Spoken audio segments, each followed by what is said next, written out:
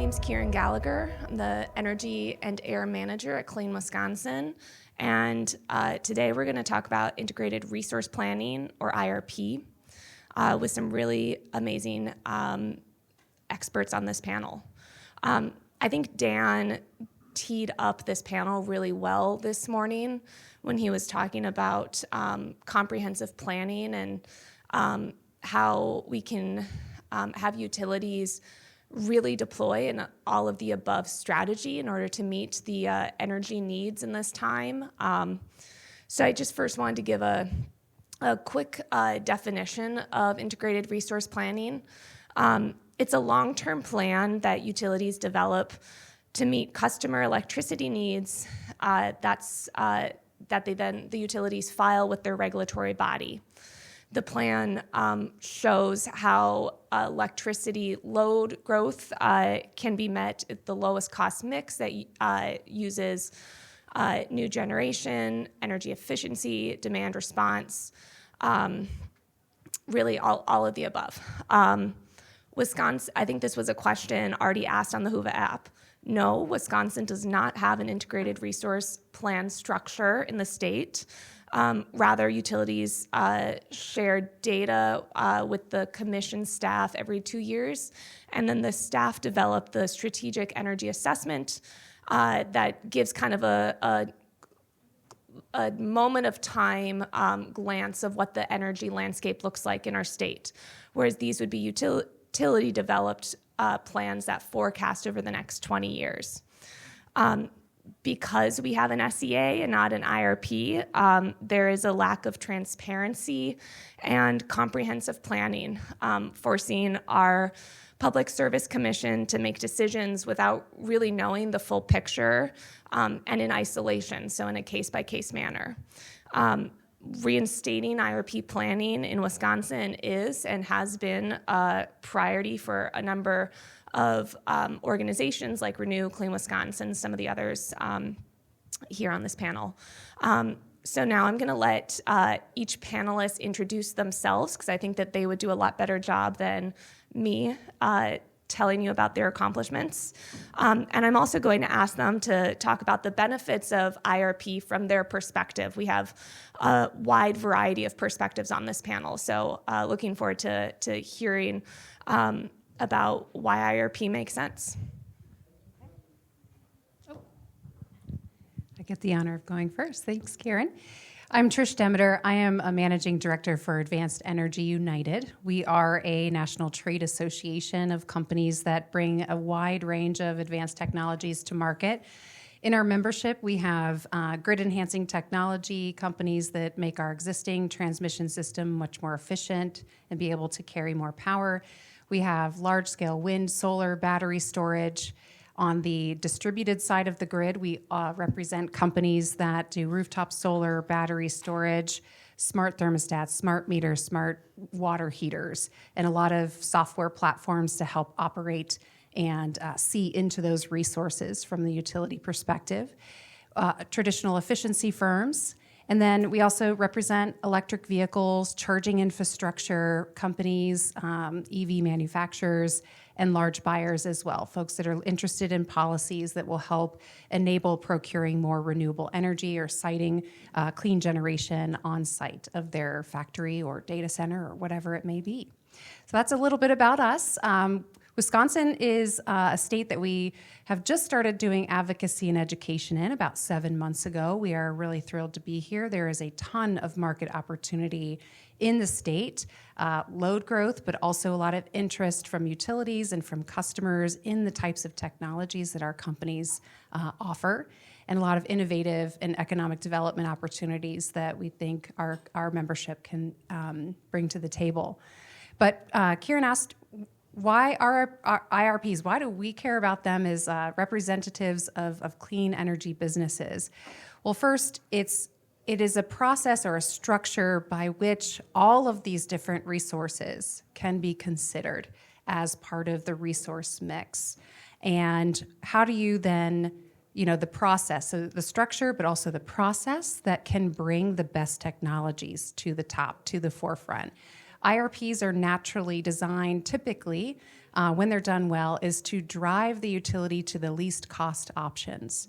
Well, for our companies, we are very confident that what we offer in our membership is much cheaper. It can be deployed more quickly, and you can do it with the lens towards capital or leveraging those kind of competitive market forces that keep costs low for consumers.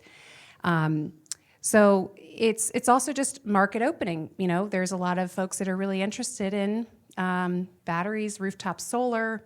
They also are interested in vehicle-to-grid charging. How do they participate with the utility on using their EV battery at their home to help during peak times of the grid? But all of that has to be enabled through regulation and really good planning that looks into the long term, that looks 10, 20 years down the road. Some of these technologies are still in early stages, but they are proven, and the more time that goes by, the more and more readily available they will be. So that's our perspective on IRPs, and thank you for inviting us to be here today. Thank you. Hi, everybody. I'm James Geniak. I'm Midwest Policy Manager with the Union of Concerned Scientists. UCS, we are a national environmental organization. Our Midwest office is in Chicago. That's where I'm based. And we work on advancing clean energy solutions in Midwest states, both regulatory and legislative venues. I joined UCS in 2018, and I've been involved in integrated resource plans over the years in Michigan and Minnesota. The benefit of, or one of the benefits of IRPs that I wanted to highlight today is it's really more of a recent trend that we've seen, and that's that IRPs can be places to examine how a utility's generation choices affect important things such as energy equity, environmental justice, and public health. And I say it's kind of more of a recent trend because traditionally IRPs have been viewed as kind of exclusively or primarily about looking at generation technology options and their cost, and then the performance or the attributes that they offer. But advocates, I think, in recent years have been more successful making the argument that these choices, we need to look at things such as affordability, how the decisions affect equity in that respect, and also the pollution externalities, whether that could be respiratory or other public health impacts, and then also how utilities' choices affect greenhouse gas emissions and climate change. And some utilities and commissions have been resistant to considering that type of information and saying, you know, we don't have the authority in this docket, or it should be addressed in other places.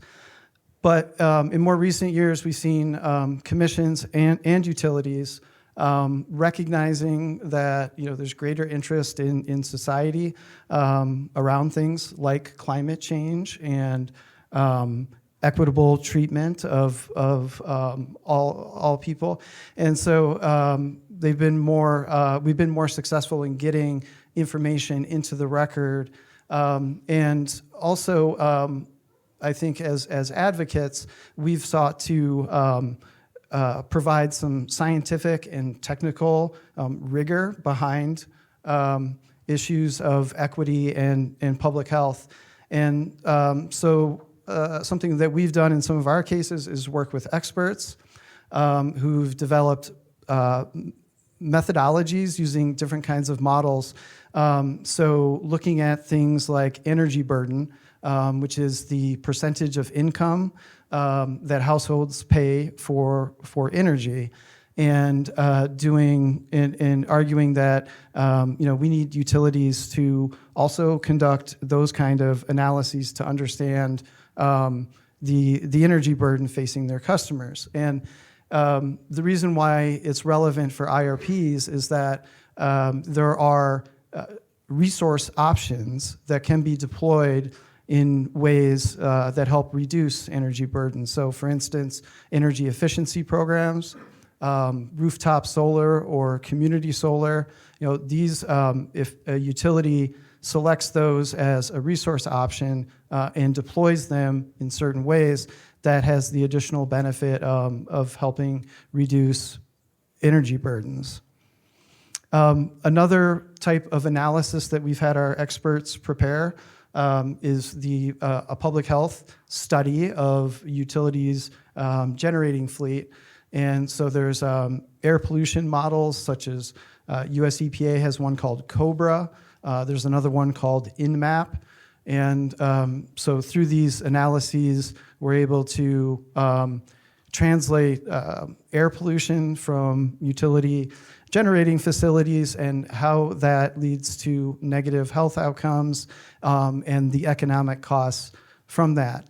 And again, for purposes of integrated resource plans, we want the commission and other stakeholders to have access to public health information because choosing cleaner portfolios has the additional benefit there of reducing costs on the customer and society. So we haven't necessarily had a commission, base a decision exclusively on this type of information, but we've been more successful getting it accepted and acknowledged as part of the conversation about a utility's resource choices. So that is a benefit, and I think should be of interest to clean energy developers because the technologies that you all work on, if we deploy them the right way, directly benefit customers and also help us get cleaner air. Thanks. Yes, good afternoon, everyone. I'm Terrell Zeke. I'm the Regional Vice President of Regulatory Policy at Xcel Energy, which is an electric and gas utility that's serving customers in 8 states, Texas, New Mexico in the south, and Colorado in the south as well. And also 5 states. We operate a 5-state generation and transmission system in the north and South Dakota, Minnesota, Wisconsin, and in the Upper Peninsula of Michigan as well. So my role in the company, I lead our regulatory team in Wisconsin, our Wisconsin subsidiary that also serves customers in Michigan. As Xcel Energy, we've long been a leader in clean energy. We were one of the first utilities to really unlock wind and really make large investments in wind in the mid-continent. And most recently, we were the first utility of a half decade ago now to announce 100% clean energy goal by 2050, and are well on our way of meeting that. We're nearly 70% carbon free today, about 65-ish%. So we're really proud of that history and looking forward to closing the gap and getting all the way there by 2050 and working with our states as well, including Michigan and Minnesota now, who both have clean energy standards by 2040. So the IRP process is part of that, planning to meet those state goals, planning to meet some of the traditional requirements that IRP has tackled, like affordability and cost and capacity expansion.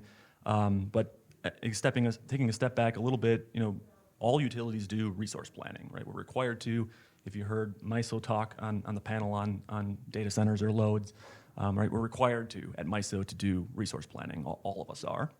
So what we're talking about here is taking that, putting into a public process, litigating it before a commission, and we do that in several states in the North Dakota, Minnesota, as you mentioned, and Michigan.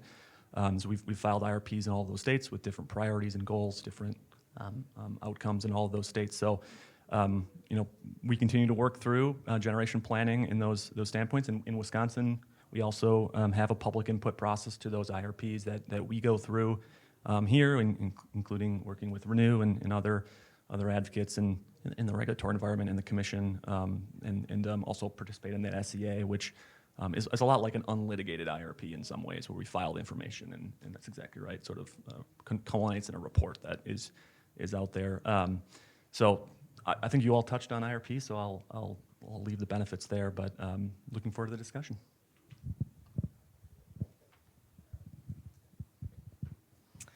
So some of you mentioned that you do have experience with IRP's filings in other states, maybe specifically Michigan and Minnesota.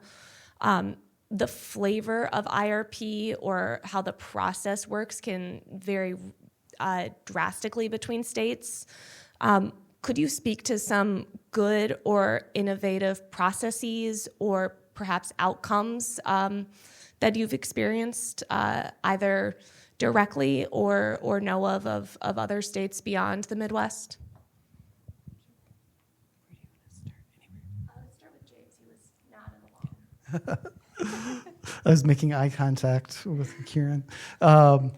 So, from my perspective, I think utilities should welcome and appreciate the opportunity that IRPs present, because designing a robust process to review a long-term plan that can help provide some certainty and legitimacy to a path that a utility wants to be on.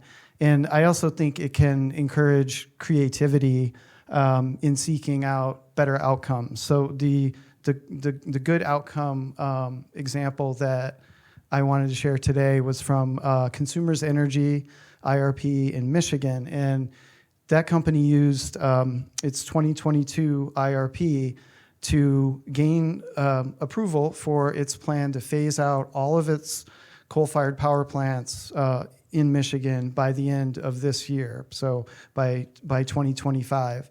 And so in the lead up to that IRP, and in the case itself, the company and many stakeholders, examined what is the pathway to achieving that goal of retiring all of the coal plants. And I think that the fact that we have a robust IRP process in Michigan led to a better outcome than might otherwise have occurred. So, it could have been easy or easier for the utility to say, okay, we're just going to build a big new gas plant and try to get approval for that. So, ratepayers will pay for that, and then we can retire our coal plants.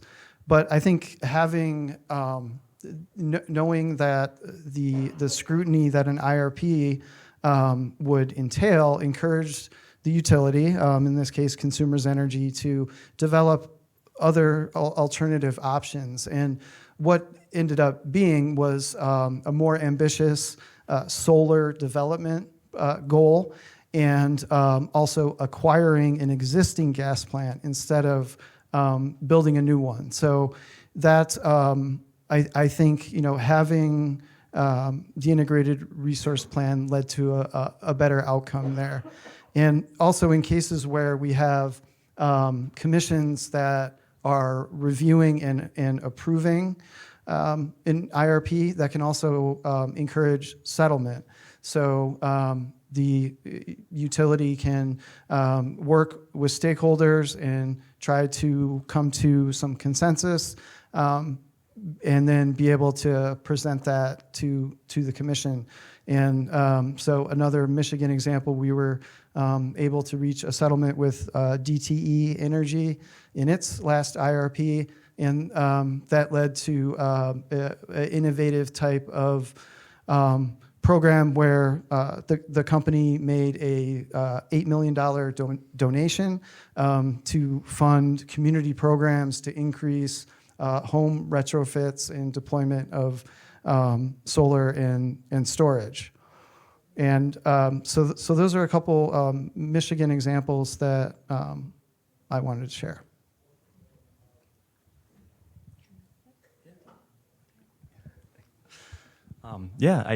That's some great examples there. I'll provide another one. We have a settlement pending before the Minnesota Commission on the IRP filed last February, which is an exceptional timeline to get an IRP done. These are very complicated modeling exercises.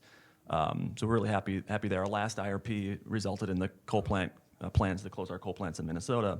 And so all of our coal plants in the north will be closed and shuttered by 2029-ish. which is really positive for the clean energy standard and goal that the company has.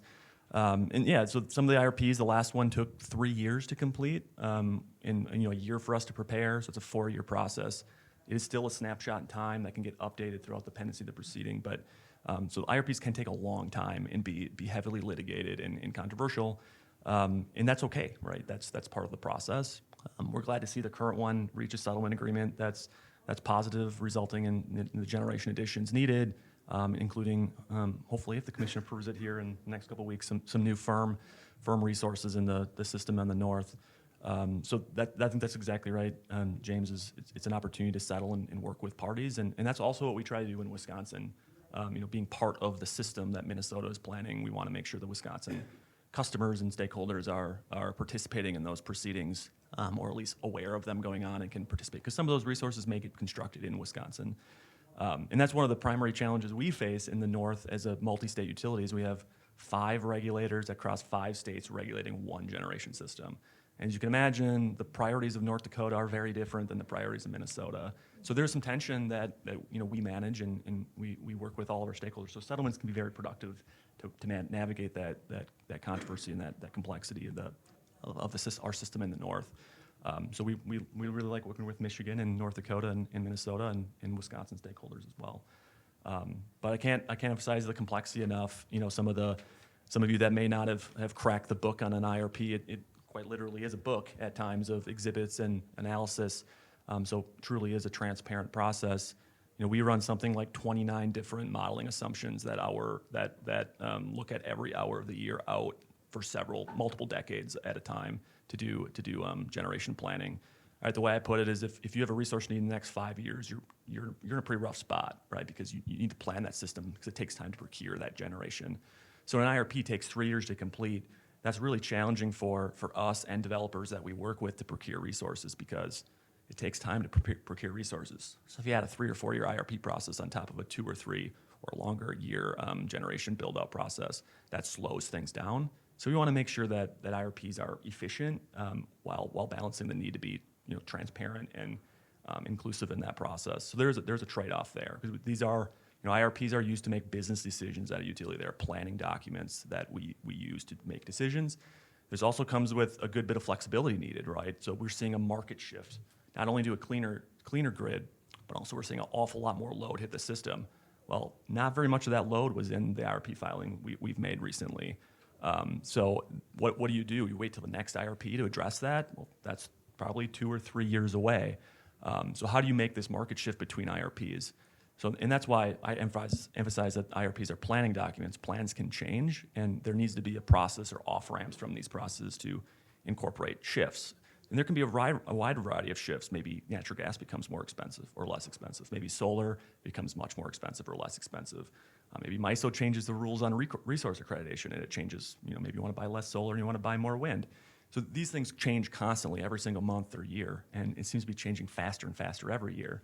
So flexibility is also a really important part of this IRP process that, again, settlements help navigate so that everyone understands that these are planning documents that can change very quickly.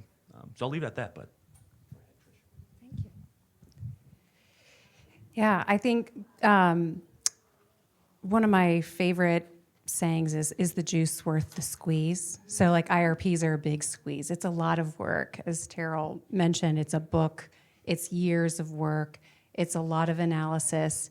And it is a shifting landscape, right? We are in a unique moment where we haven't seen load growth projections go up very much in the last 20 to 25 years, but it's a different day now. So, but what is important, I would say, I don't have a specific state example. However, I will say how you can differentiate between what a good IRP process is and a bad IRP or a weak IRP process is to the degree that it is an enforceable plan. You have to make the plan, but then you have to work the plan and ensure that the plan that was agreed to, whether it's through settlement or through order, that it is binding. And that gives relief to everybody involved. First, for the utility, as both my co-panelists mentioned, you have certainty from the utility standpoint that this is where we're going. For all stakeholders involved, it helps to ensure that the benefits that you want to see come out of the plan flow from the implementation of the plan, and that you aren't necessarily throwing the plan out with every whim or change in the landscape, because those changes are constant. Yes, they're coming more rapid these days, but you do have to stay the course in order to ensure that all of that work, all of that squeeze that went into the plan actually produces what you're hoping for it to produce.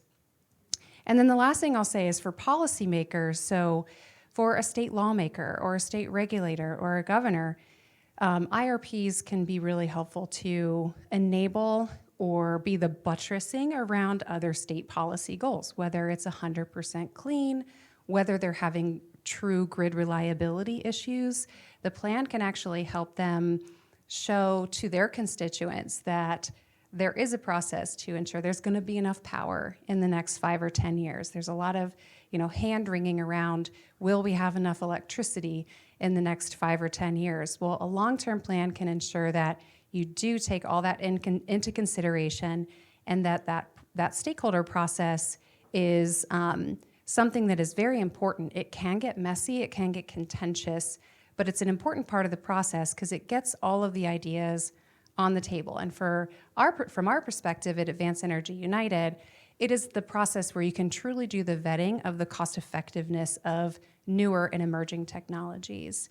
And there's lots of examples of how load growth projections in hindsight weren't as, didn't stay true to that, or that things like storage were maybe undervalued in some of the models.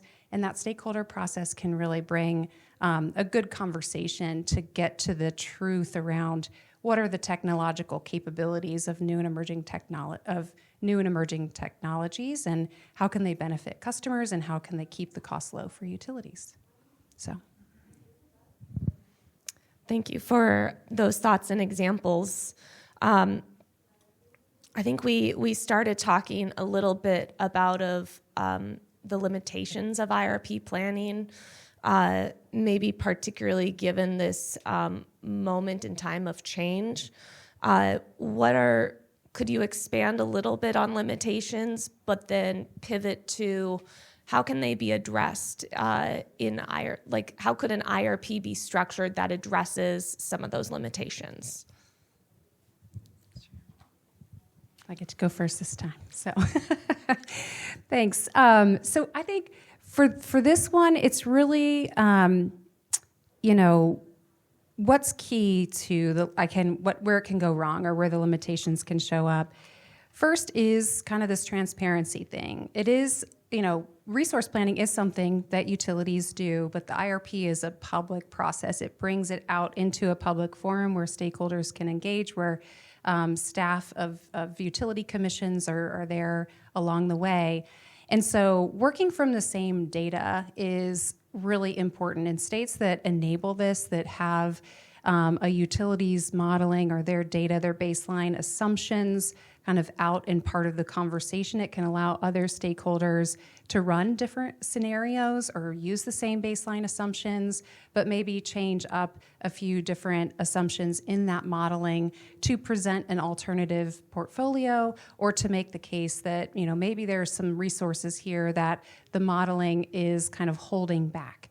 And where we see this, one experience that we often come across is in modeling, sometimes there's artificial build limits that are built into a utilities model.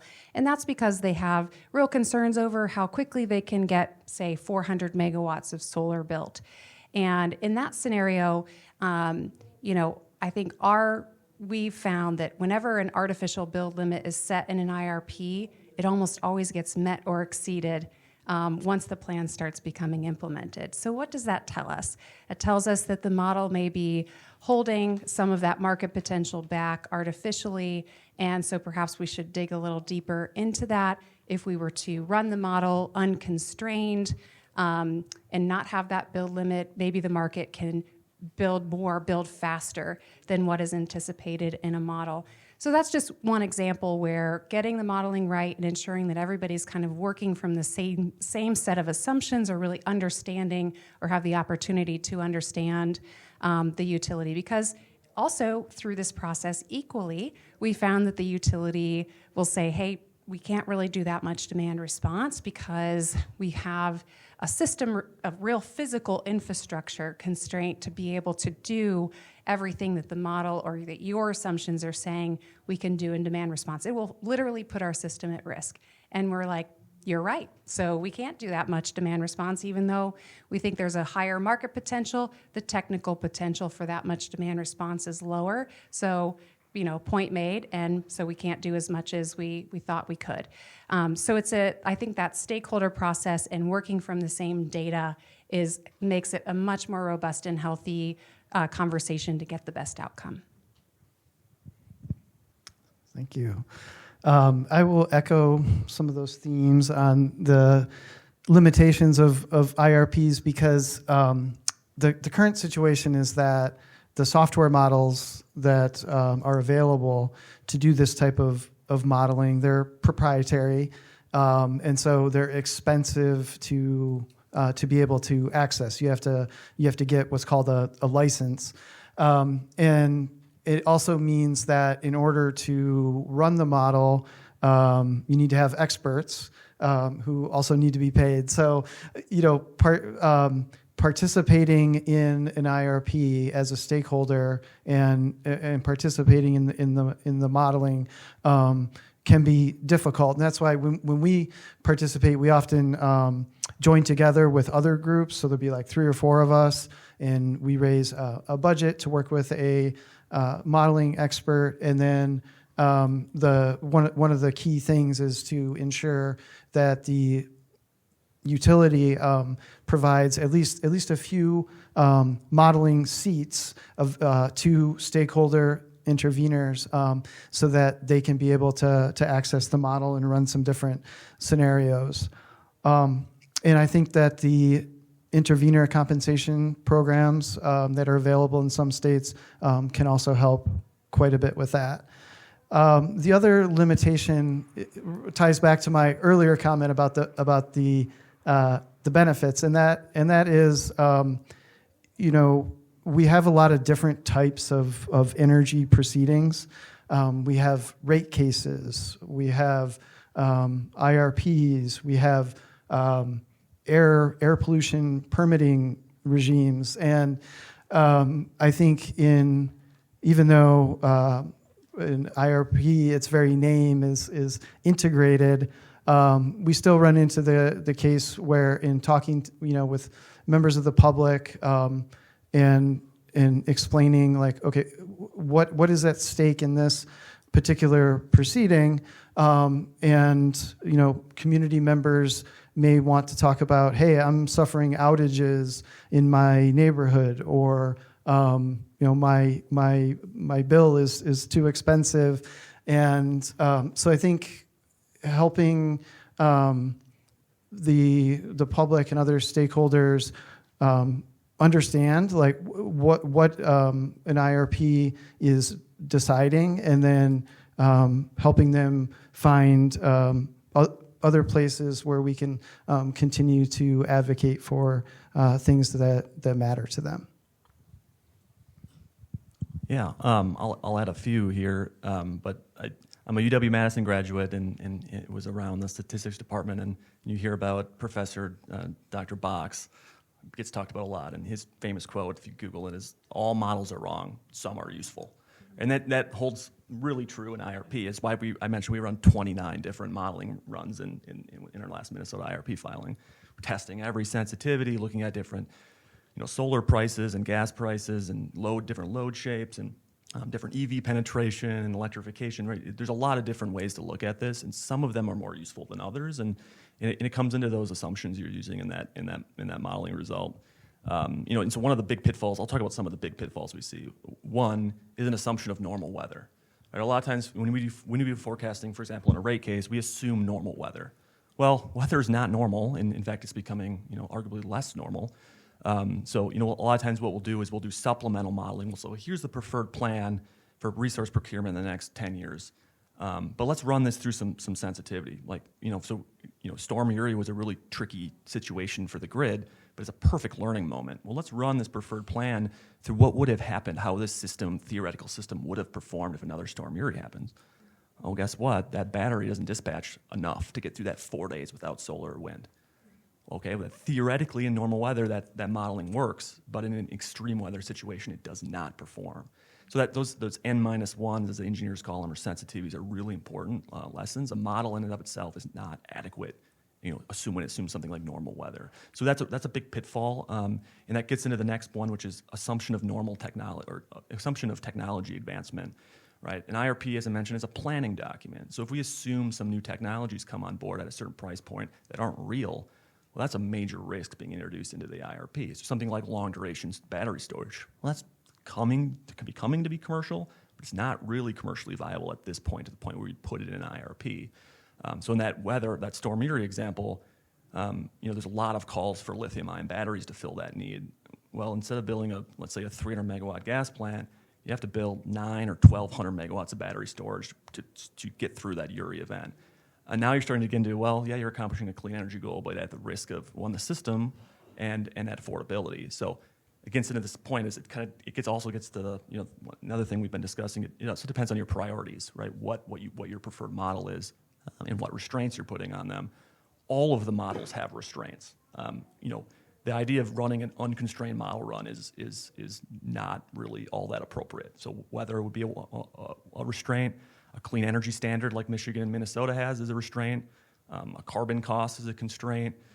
There are technological constraints I was talking about with, we're not going to assume a new SMR goes into service in 2029. You couldn't permit it in time. It's a restraint. You absolutely couldn't do that. You couldn't go out and procure 3 gigawatts of wind in the next 5 years. Not achievable in the marketplace. So there are restraints all through these models, and it's just another assumption that it really drives what the results are. And again, it's the reason to run so many models, because they're all useful in some regard, and that can be difficult to untangle in these proceedings on what ultimately gets decided, which is sort of another thing we alluded to up here, which was you want some certainty coming out of this, or enforceability coming out of the plan. That also comes down to a commission has to make a decision at the end of this proceeding about what resources to procure in the action window.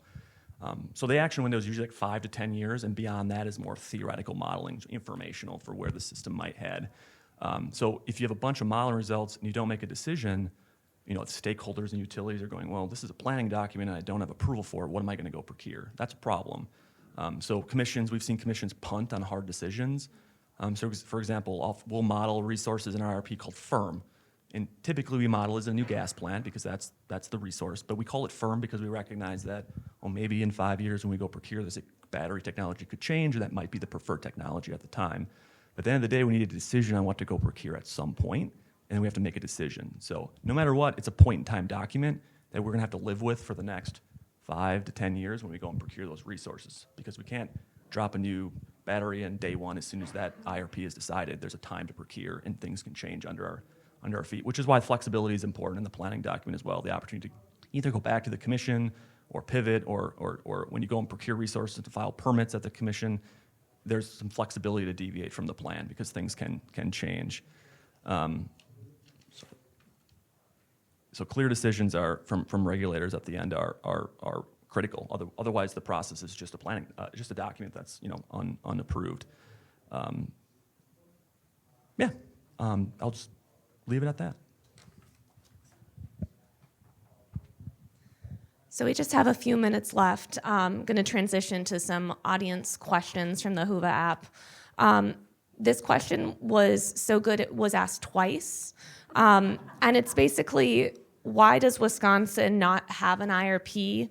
What are interests organizing against it? What's keeping Wisconsin from having an IRP? So if you have, okay. I think you should answer that. But I'm not a panelist. I can answer it. So my understanding is Wisconsin did have integrated resource planning, and in the 1990s, utilities requested or asked to not do IRPs and instead do something called the strategic energy assessment. And I'm not sure exactly the reasons for that.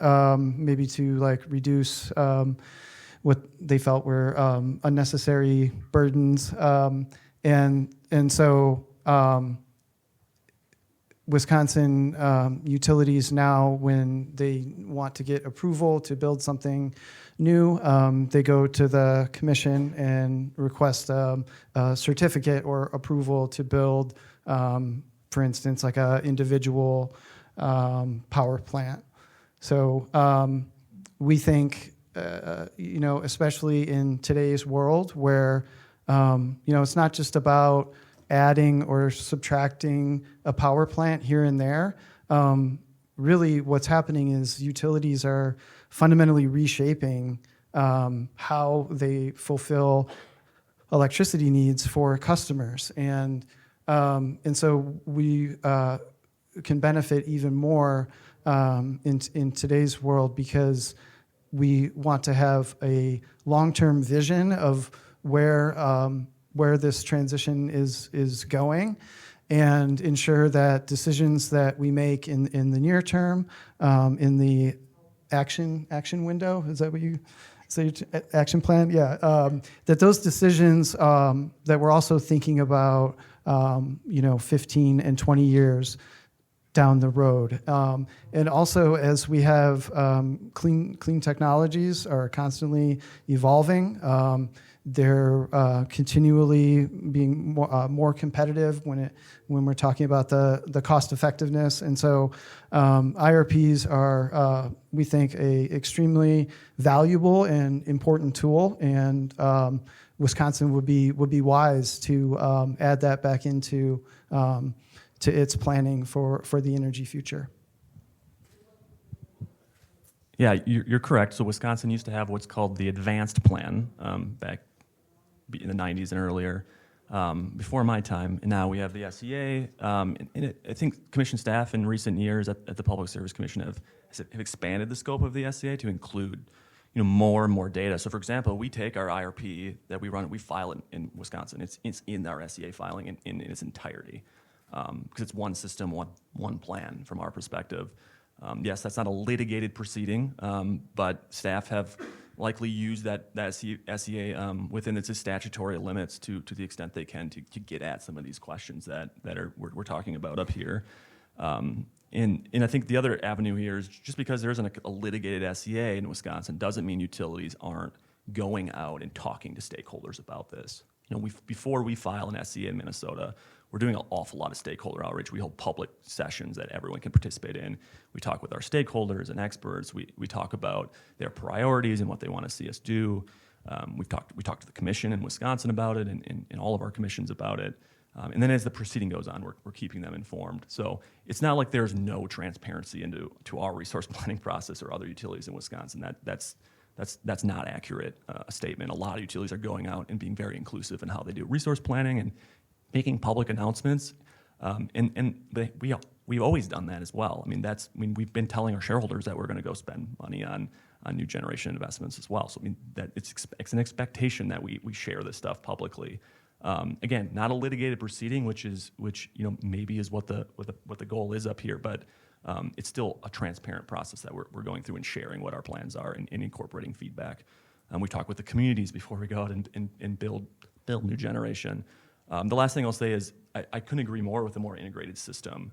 As you may know, being involved in our system planning, we're seeing a lot of implications across our utility from the changes in the industry. So we've actually started to do more than just resource planning. We started to do what we call integrated system planning, where we actually look at all of the aspects of the utility together. So we're looking at generation, transmission, electric distribution, and gas distribution all in one planning process. Which makes sense, right? If you have a bunch of customers electrifying their vehicles, yes, that's a generation impact, but it's also a significant impact to the distribution system and transmission system. So it's becoming critical to look at the entire grid as one. Same thing with the natural gas side. As you see a lot of customers start to electrify their homes with heat pumps or other home electrifications and move away from natural gas. We're seeing a lot of that in Colorado and a little more in Minnesota. again, significant impacts to the electric distribution system and generation and transmission as well. So we're really moving towards this holistic planning approach where we look at the whole utility, or both of our utilities, electric and gas, and plan them holistically in public proceedings. We started to see some states prefer us to do that process publicly. So instead of just filing an IRP on the generation side, we started to see commissions asked to be involved in distribution planning, or IDPs, integrated distribution planning. We started to see commissions be interested in the gas side. So we filed gas plans, Natural Gas Innovation Act in Minnesota. We've filed Clean Heat Plan in Colorado, where we're looking at the natural gas system and what the future of that system looks like in an increasing electrified world that we seem to be moving towards. So the whole world's changing, and we certainly need to change with it. And how the legal structure exists around that is a question for each legislature to tackle for themselves. So I'll leave it at that. I'll go to the next question. If you have more. We're going to wrap up. Yeah, do you want to just say some final Sure. comments since you didn't answer that last question? Yeah.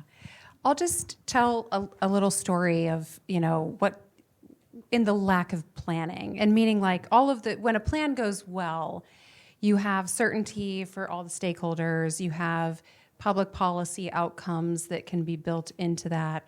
You have utilities who, if they were working the plan and sticking to the plan, then they have kind of a path, guaranteed path on what they can build.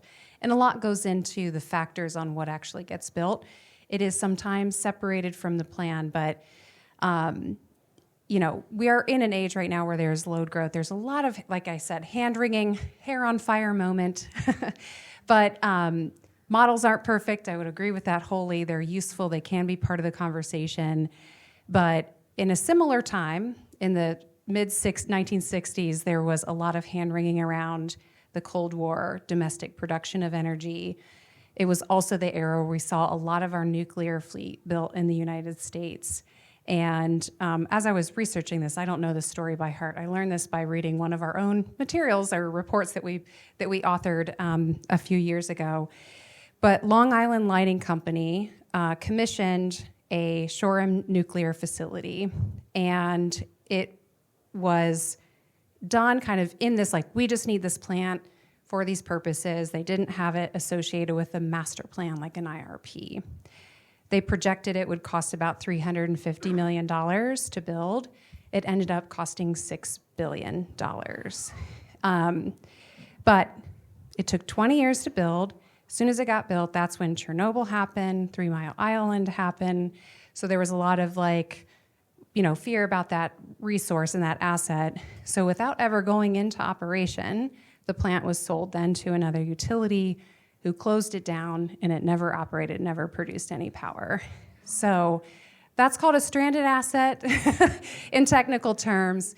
And it is it's like the worst possible scenario or poster child here. But on a smaller scale, those kinds of things can happen if you are, reacting to some of this changing landscape, these eye-popping load growth numbers.